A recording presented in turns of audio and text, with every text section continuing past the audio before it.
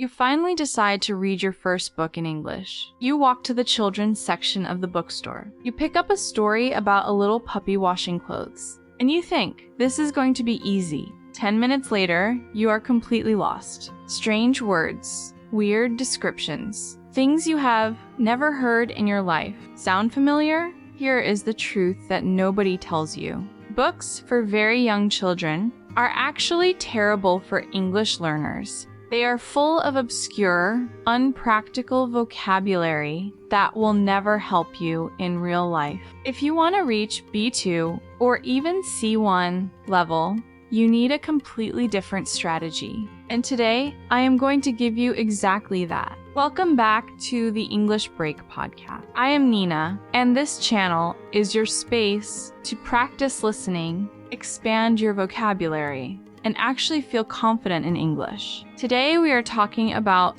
the best books for intermediate learners, which strategy helps you choose wisely, and which titles can genuinely change your progress. Let's get into it. But before we dive in, a quick favor. If you are new here, welcome. This channel is all about helping you learn English through real content, real situations, and real language. So if that sounds like something you need, hit that subscribe button right now. It is completely free, and it means you will new episode. And if this episode helps you today, leave a like. It really does make a difference. All right, let's talk books. The science behind it. The input hypothesis. So, why do most people choose the wrong books? And more importantly, what does science say about this? There is a linguist named Stephen Krashen. He is one of the most important researchers in the world of language learning, and he developed something called the input hypothesis. The idea is simple but powerful. Real language learning happens when you consume content that you almost fully understand, but that challenges you just a little bit. Not too easy, not too hard. Just slightly above your current level. Think of it like a workout. If the weight is too light, your muscles do not grow. If it is too heavy, you get injured. The sweet spot is right in the middle. That is exactly what reading does for your English. So instead of bedtime stories for toddlers, you need adult-friendly books written in simple but powerful language. Books that challenge your brain just enough to make it grow. How to choose the right book? So, what books should you read? Well, I have a few golden rules to help you. Golden rule number 1, follow your interest.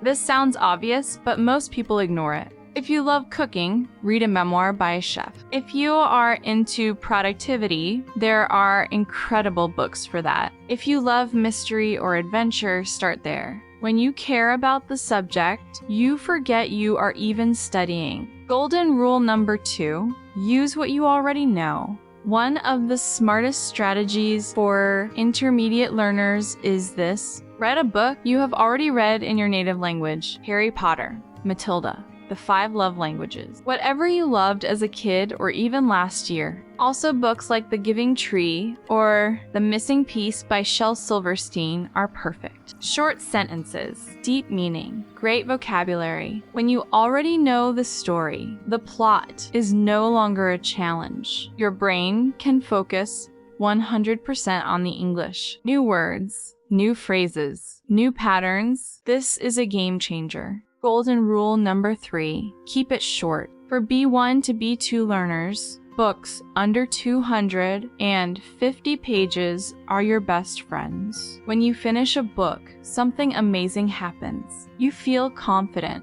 you feel capable, and you want to read the next one. Fluency does not come from reading impressive sounding books. It comes from finishing the books you start. Book recommendations by level. Okay, now for the fun part. Let me walk you through my favorite recommendations, organized by level, for B1 learners. Building confidence. If you want to build confidence fast, forget 500 pages. Start with The Pearl by John Steinbeck. It is only 88 pages long. It is a classic, widely read by students across North America. And it is perfect for expanding your vocabulary without burning you out. Another excellent choice is Charlotte's Web. Yes, it is technically a children's book, but a chapter book for older children. The language is rich, the story is beautiful, and it is very accessible for B1 learners. And if you want to build a huge collection of adjectives and descriptions, try Anything by Roald Dahl. Charlie and the Chocolate Factory is a perfect starting point. His writing is full of color, detail, and imagination for B1 to B2 learners, going deeper. Now, if you are already comfortable with B1 and pushing toward B2, these are for you. The Old Man and the Sea by Ernest Hemingway is one of my personal favorites.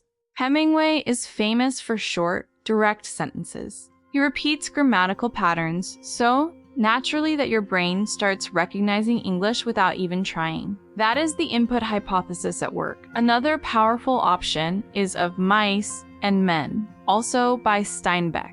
It's short, beautifully written, and absolutely packed with meaning. Animal Farm by George Orwell is also excellent. Simple language, a fascinating story, and it teaches you a lot about history and society at the same time. For nonfiction lovers, not everyone loves fiction, and that is perfectly fine. For intermediate to advanced learners who prefer nonfiction, I recommend Atomic Habits by James Clear.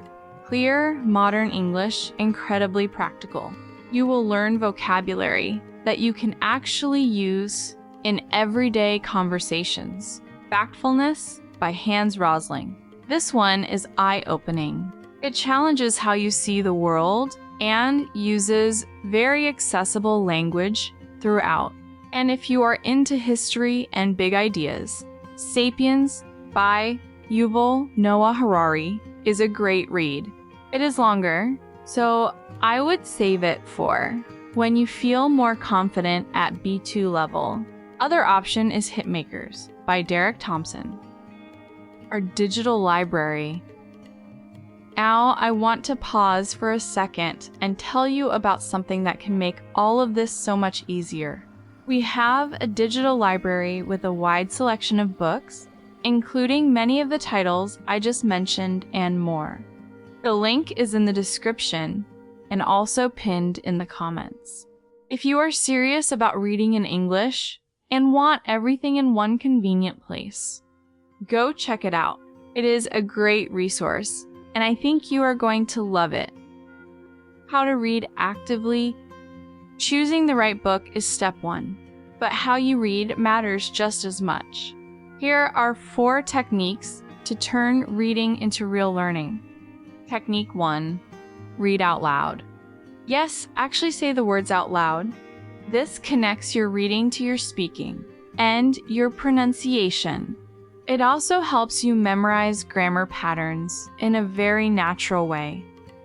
Technique 2, use technology. When you find a new word, do not just skip it. Look it up on Google. Check the pronunciation. Hear it out loud. Understanding how a word sounds is just as important as knowing what it means. Technique 3, try audiobooks. If you can listen to the audio while reading the text, do it. This is one of the most powerful techniques for connecting spelling with sound. It also helps your listening comprehension grow at the same time. Technique 4, take notes and write summaries. After each chapter, write 2 or 3 sentences about what happened. Use new vocabulary you just learned. This is active learning, and it makes the words stick. Vocabulary Corner. Before we wrap up, let's do a quick vocabulary corner. Here are 5 words and phrases from today's episode that are great for intermediate learners. Word number 1, obscure. Obscure means not well known or difficult to understand. Example, some children's books are full of obscure vocabulary that adults rarely use. Word number 2, cognitive load. This is the mental effort required to process information. Example: reading a familiar story reduces your cognitive load so you can focus on the language. Word number 3, accessible. Accessible means easy to approach or understand. Example: Hemingway's writing is accessible even for intermediate learners. Word number 4, pattern recognition. This is the ability to identify repeated structures or rules. Example: reading regularly helps your brain develop pattern recognition for English grammar. Word number 5, game changer. A game changer is something that significantly changes how a situation works. Example: reading books you already know in your native language is a total game changer. Thank you so much for spending this time with me today. I know that learning English takes real effort. It takes patience. It takes courage. And it takes showing up even on the days when it feels hard. But here is what I want you to remember. Every single page you read in English is a step forward. Every word you look up is a word you now own. Every chapter you finish brings you closer to the version of yourself who speaks English with confidence. That person already exists. You are just reading your way to them. If this episode helped you, please leave a like and subscribe to the channel. Share it with a friend who is also learning English. And leave a comment telling me which book you are starting first. I will see you in the next episode. Keep reading, keep growing, and I will see you soon. Take care.